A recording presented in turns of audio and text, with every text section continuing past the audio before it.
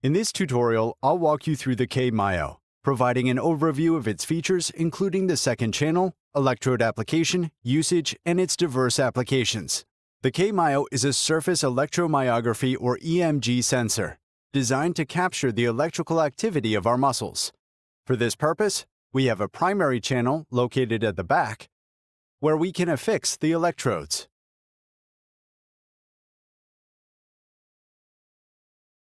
Here we go. This is the first channel, and we have the option to add a second channel, enabling monitoring both agonist and antagonist muscles, or engaging in targeted exercises. I'll connect the cable to the small K-Myo box and use 3 electrodes instead of 2.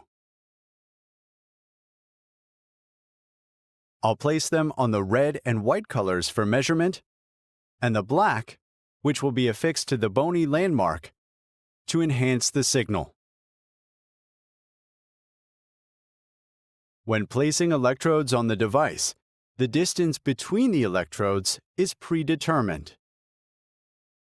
For the second channel, Optimal Surface EMG Practice recommends maintaining a distance between the red and white electrodes no greater than 4 centimeters and no less than 1 centimeter. This is crucial for optimal signal reception. Beyond 4 centimeters, there is a risk of the signal attempting to capture intermuscular activity, delving too deep and picking up signals from deeper muscles.